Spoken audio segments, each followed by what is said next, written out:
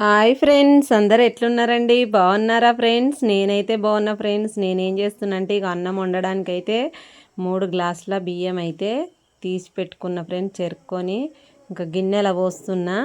ఇంక ఇవి అయితే మంచిగా కడుక్కోవాలి బియ్యము.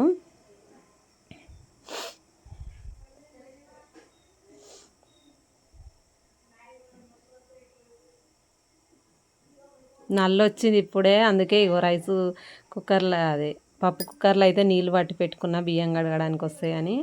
ఇంకా నేనైతే బియ్యం కడుక్కుంటున్నా ఫ్రెండ్స్.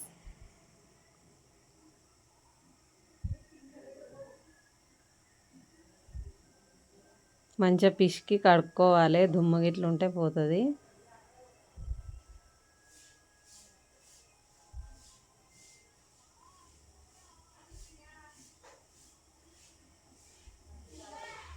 తర్వాత ఇంకొకసారి కడుక్కోవాలి.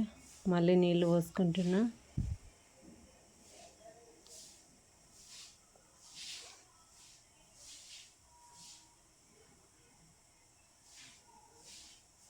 రెండోసారి కూడా కడిగేస్తున్నా ఫ్రెండ్స్.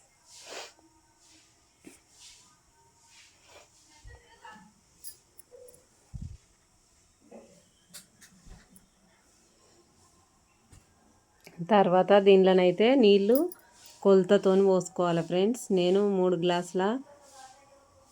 గ్లాసులు బియ్యం పోసుకున్నా కదా, అయితే ఇప్పుడు 5 గ్లాసుల సగం నీళ్ళు పోసుకోవాలి. కొలతతో పోస్తున్నా.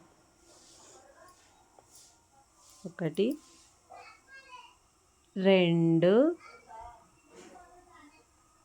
3 4 5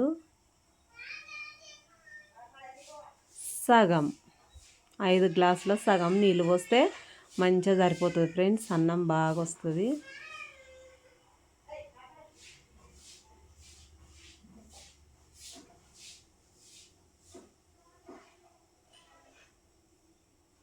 తడి మంచిగా దూడ్చుకోవాలి. తర్వాత ఇగో రైస్ కుక్కర్లో పెట్టేస్తున్నా ఫ్రెండ్స్. మూత పెట్టేసిన, ఆన్ చేసిన. అన్నం అయితే అవుతుంది.